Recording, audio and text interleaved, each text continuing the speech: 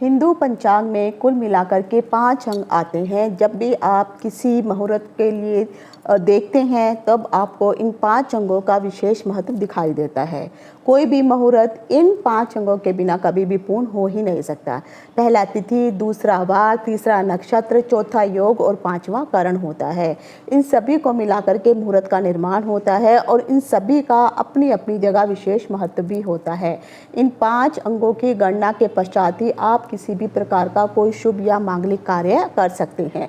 तिथि के आधे भाग को करण कहते हैं, तो करण का भी अपने आप में विशेष महत्व होता है।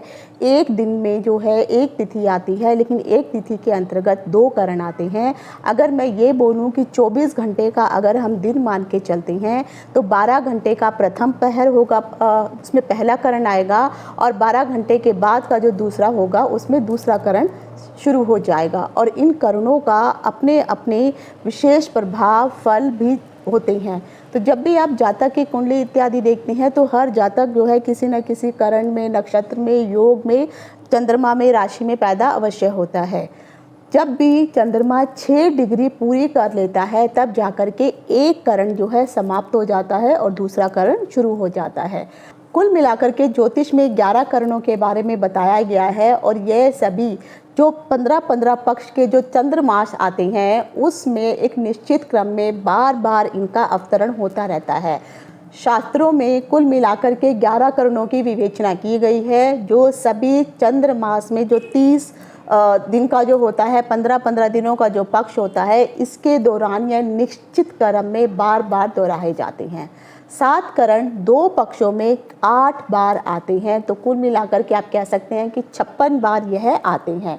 और शेष बाकी के जो 4 करण होते हैं वह एक निश्चित प्रक्रिया के बाद, यानी मैंने आपको बताया है पूर्णिमा और अमावस्या होती है उस समय भी ये करण आते हैं। तो इस प्रकार अगर हम देखेंगे तो एक चंद्रमास में कुल मिलाकर के 60 बार यानी 16 टाइम ये जो करण है आपस में बदलते रहते हैं, विचरण करते रहते हैं।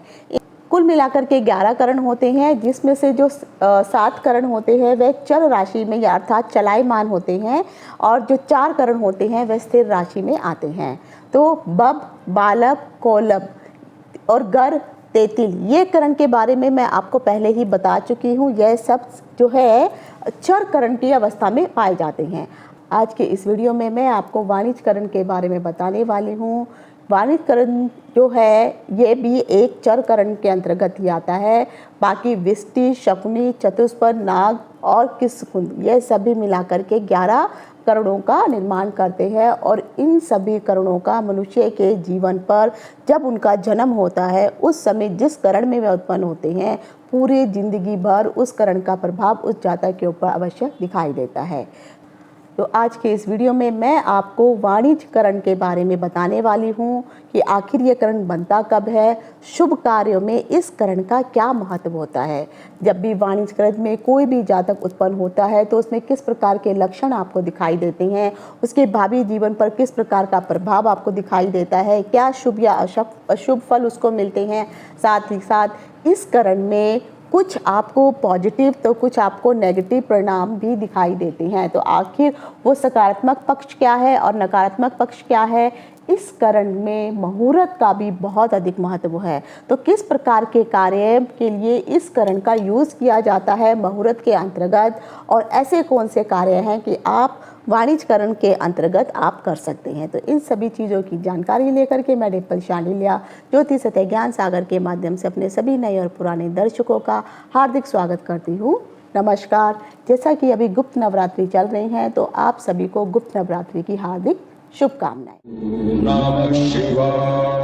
जय हो शंकरा, आदिदेव शंकरा, तेरे जाप के बिना चले ये सांस किस तरह। मेरा कर्म तू ही जाने, क्या बुरा है क्या भला, तेरे रास्ते पे मैं तो आंख मूंद के चला। तेरे नाम की जोत ने सारा हर लिया तमस मेरा। नमो नमो शंकरा, भोलेनाथ शंकरा, रुद्रदेव हे महेश्वरा। शास्त्रों के अनुसार अगर आप देखेंगे तो वाणिज्यकरण के बारे में बताया गया है कि यह एक चर करण है जो चलायमान है, हमेशा मूवेबल साइड में रहता है। तो ये मूव इधर से उधर हमेशा विचरण करने वाला होता है। वाणिज्यकरण को जो है नीचे आसीन स्थित वाला करण माना गया है, अर्थात जो वाणिज्यकरण का जो जातक होता है उसकी जो अवस्था होती है वह नीचे बैठी हुई मानी जाती है। इस करण में अगर आप देखेंगे तो इस करण का अगर आप आवरण देखेंगे तो शास्त्र में कहा गया है कि लालिमा ओढ़े हुए, लाल कलर का आवरण ओढ़े हुए यह करण आपको दिखाई देगा। यह एक पूर्ण आयु का करण माना जाता है और यह परिवर्तनशील करण भी होता है। इस करण का प्रतीक अर्थात जो वाहन होता है, कई जगह पर सांड अर्थात बुल बताया गया है और कई जगह पर गाय अर्थात काऊ को बताया जाता है। वाणिज्यकरण का जो चरण होता है वह बैठा हुआ चरण माना जाता है और यह चर चरण होता है। ऐसे लोगों में इसी कारण जो है बहुत जल्दी जल्दी क्रोध भी आ जाता है। जिस प्रकार से सांड की प्रवृत्ति होती है वह आवारापन में यहाँ वहाँ घूमता रहता है, बहुत जल्दी गुस्सा कर जाता है, उस पर विश्वास भी नहीं किया जा सकता कि कब वो आपके ऊपर अटैक कर दे। सेम यही प्रवृत्ति इन जातकों में पाई जाती है।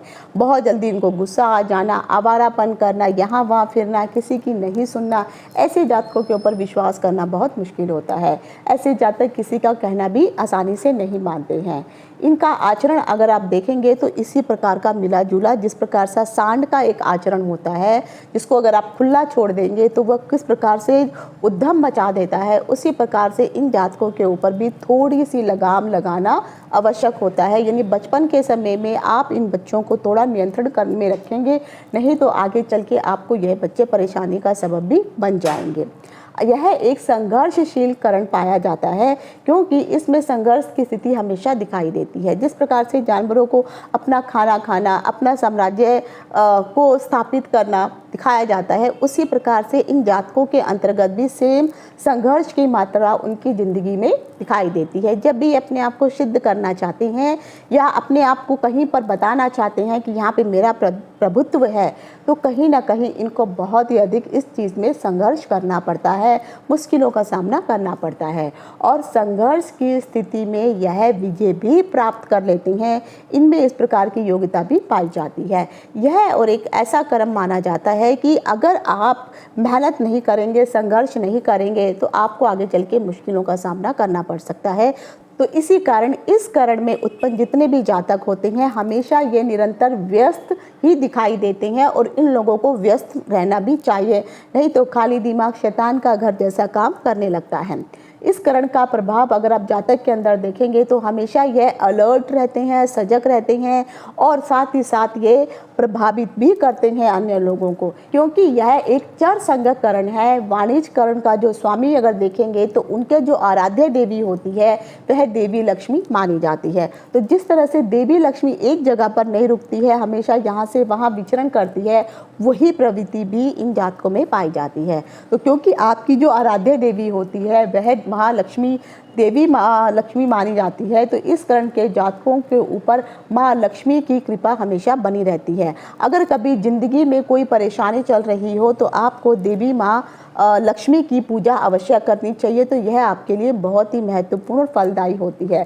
तो जितने भी जातक जो वाणिज्यकरण में उत्पन्न हुए हैं और अगर आप ये चाहते हैं कि आप इस करण के दौरान कोई भी शुभ कार्य करना चाहते हैं और उनके शुभ फल भी प्राप्त करना चाहते हैं, तो आपको हमेशा देवी लक्ष्मी की पूजा करनी चाहिए और इनकी पूजा करने से आपको इस करण के शुभ फल भी प्राप्त होंगे। साथ ही साथ देवी माँ आपकी जो है स्वास्थ्य के और सुख के साथ भाग्य और धन का लाभ भी प्रदान आपको अवश्य करेगी। आर्थिक संकटों से कभी अगर आप जूझ रही हैं तो जिन भी लोगों का जन्म वाणिज्यकरण के अंदर हुआ है तो ऐसे जातक को शुक्रवार के दिन अगर हो सके तो श्री सूक्त का पाठ अवश्य करना चाहिए। हो सके तो देवी माँ को हर शुक्रवार के दिन जो है कुछ मीठा भोग अवश्य लगाइए। आप उनको कुछ भी मिष्ठान अर्पित कर सकते हैं। साथ ही साथ अगर आप शुक्रवार का व्रत करते हैं तो कम से कम 11, 21, 51 जितने भी व्रत आप धारण कर सकते हैं उन व्रतों को अवश्य कीजिए और शुक्रवार के दिन आपको सफ़ेद वस्त्र अवश्य धारण करने चाहिए और हो सके तो सफ़ेद वस्त्रों का दान भी जरूर कीजिए। अगर कहीं ना कहीं जो स्वास्थ्य से संबंधित, धन से संबंधित कोई भी परेशानी आपके परिवार में चल रही है और आप वाणिज्यकरण में उत्पन्न हुए हैं, तो आपको माँ लक्ष्मी की पूजा जो मैंने बताई है ये अवश्य करनी चाहिए। तो जिन भी जातकों का जन्म वाणिज्यकरण के अंतर्गत होता है, उन लोगों का व्यक्तित्व किस प्रकार का पाया जाता है। वाणिज्यकरण में उत्पन्न हुए जो भी जातक होते हैं, उनके व्यक्तित्व और उनके गुणों पर भी इस करण का विशेष प्रभाव देखने को मिलता है। इस करण में उत्पन्न जितने भी जातक होते हैं वे तेजस्वी होते हैं, बुद्धिमान होते हैं, चतुर होते हैं और बहुत ही ज़्यादा सोचने वाले भी होते हैं।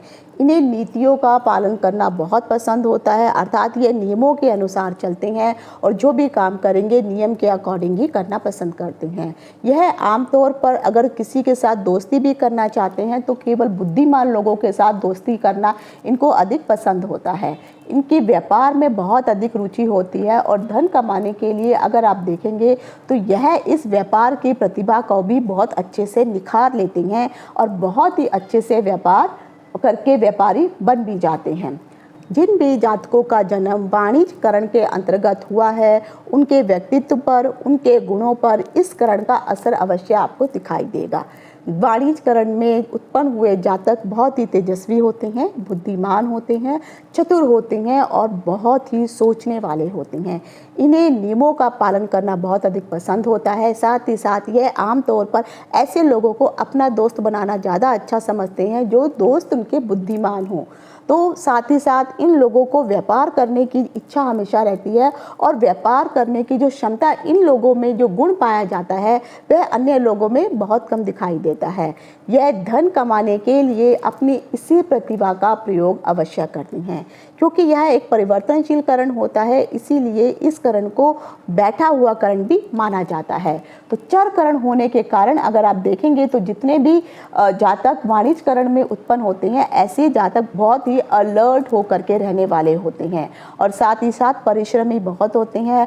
यह जातक जीवन को पूर्ण आनंद से व्यतीत करते हैं और विश्वास रखते हैं कि जिंदगी को बहुत ही अच्छी तरह से जीना चाहिए। इन्हें किसी भी तरह की सुंदरता बहुत अधिक पसंद होती है, तो सुंदरता के प्रति ये आकर्षित हमेशा रहने वाले होते हैं।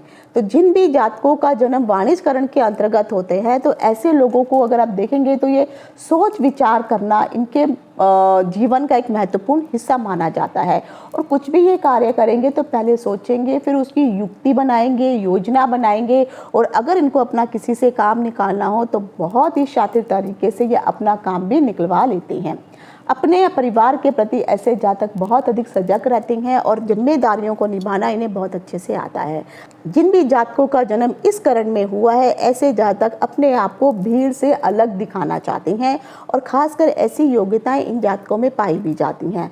वह अपनी सोच समझ के कारण ही कामयाब होते हैं। जीवन का आनंद लेने के साथ साथ सुंदर आकृतियों के प्रति इनका रुझान अवश्य देखा जाता है।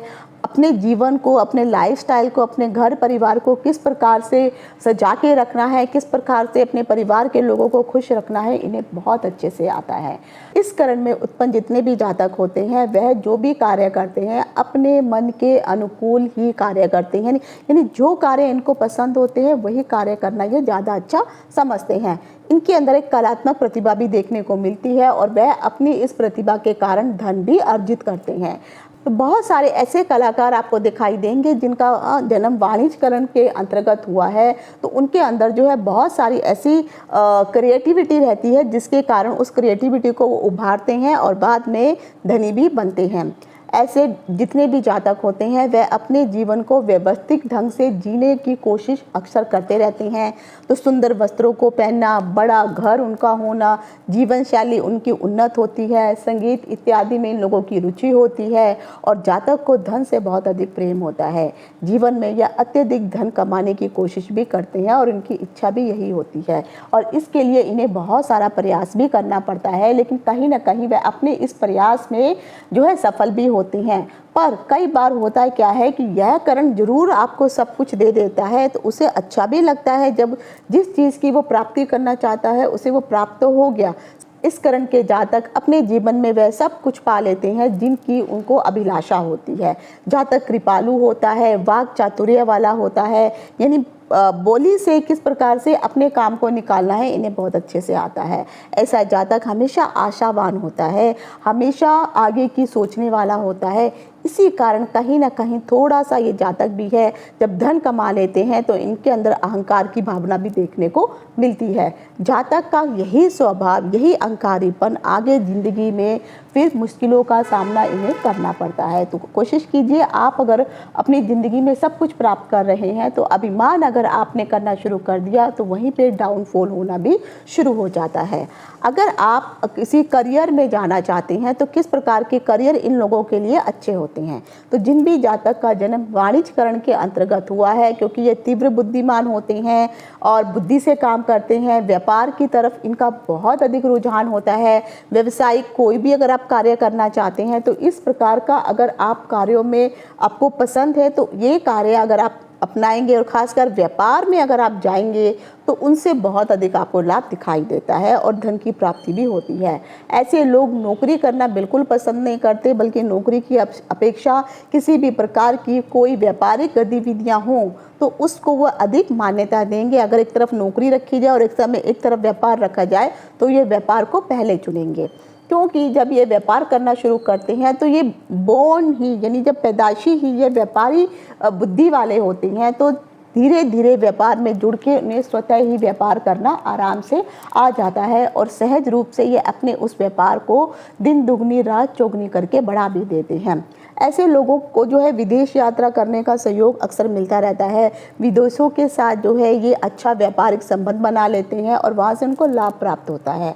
ऐसे व्यक्ति अगर आप देखेंगे तो विदेशी जातकों के साथ इनका मेल जोल बहुत अच्छा होता है और कई बार तो यह विदेशों में अपनी ख्याति तक भी प्राप्त कर लेते हैं और व्यापार और ख्याति दोनों का बढ़ चढ़ के ये मान और सम्मान भी करते हैं। व्यापारिक उद्देश्यों के लिए अगर देखेंगे तो कई बार इनको विदेशों की यात्रा करनी पड़ती है और ये यात्राएं इनके लिए सफल भी होती हैं।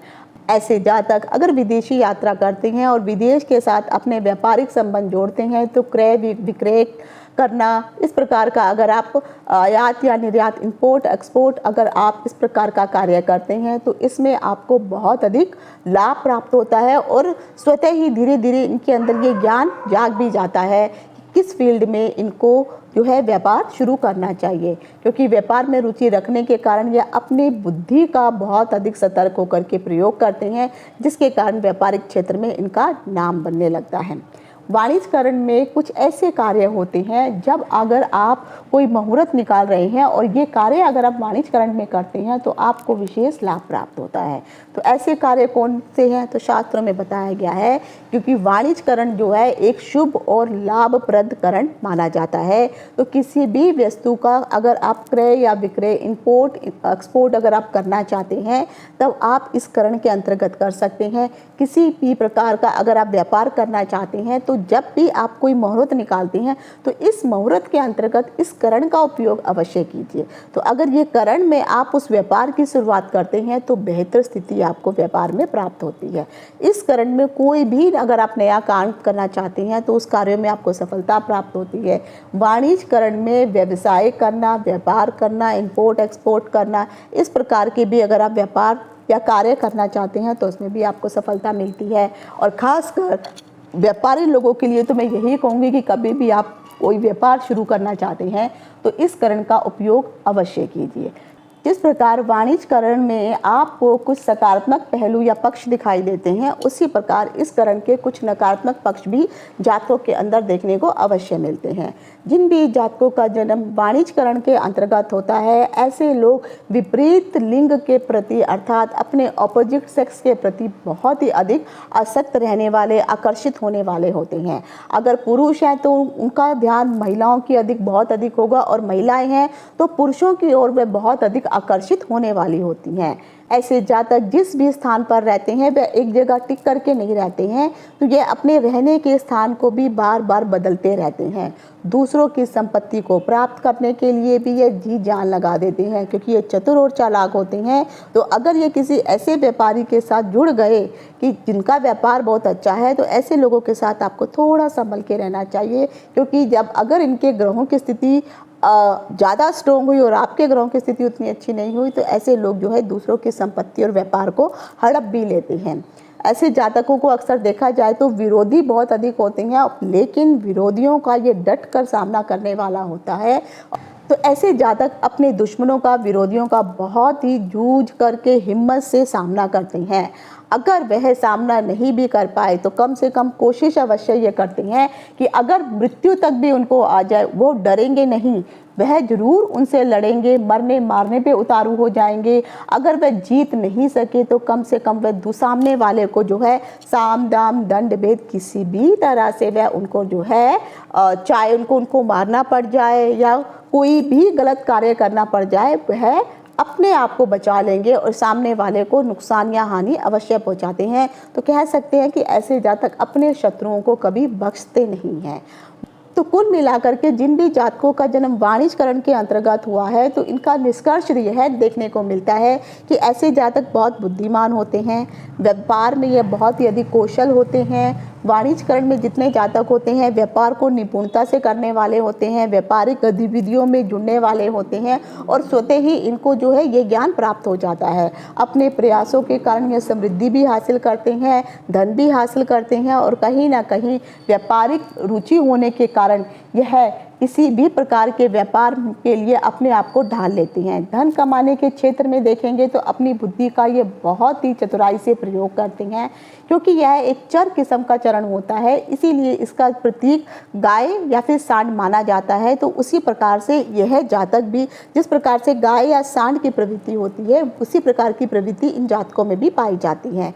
वाणिज्यकरण की जो अवस्था जैसे मैंने कहा बैठी हुई मानी जाती है, लेकिन यह जातक बुद्धिमान चतुर होने के साथ साथ अपने जीवन को आनंद पूर्वक जीने की इच्छा रखते भी हैं और उन इच्छाओं की पूर्ति भी कर लेते हैं। पर एक नेगेटिव पहलू उनको देखने को मिलता है, यह अपने से विपरीत लिंग के प्रति बहुत ही अधिक अशक्त रहने वाले होते हैं, उनके प्रति ज़्यादा आकर्षित होते हैं। तो कहीं ना कहीं कुछ ऐसे नेगेटिव पहलू होते हैं, दुश्मनों को ये बख्शते नहीं हैं, उनको साम दाम दंड भेद से जो है उनको मारना, उनको किसी भी प्रकार से हानि पहुंचाना, लेकिन अपनी विजय अवश्य प्राप्त करते हैं। क्योंकि ये व्यावसायिक प्रवृत्ति के होने के कारण ये धन बहुत अर्जित कर लेते हैं, लेकिन देखा जाता है कि ऐसे लोगों में घमंड भी बहुत अधिक आ जाता है। तो घमंड के कारण आगे ज़िंदगी में इन्हें परेशानियों का सबब भी उठाना पड़ता है। तो यह था कुल मिलाकर के आज मैंने आपको वाणिज्यकरण के अंतर्गत उत्पन्न जातकों के बारे में बताया है कि उनके रहस्य क्या होता है, कैसे लक्षण होते हैं, क्या शुभ या अशुभ कार्य इस करण के अंतर्गत आप कर सकते हैं। अगर आपको ये वीडियो पसंद आया हो तो इस वीडियो में कमेंट्स अवश्य कीजिए, लाइक कीजिए और चैनल को सब्सक्राइब अवश्य कीजिए। आज यहीं तक, इति शुभम, नमस्कार।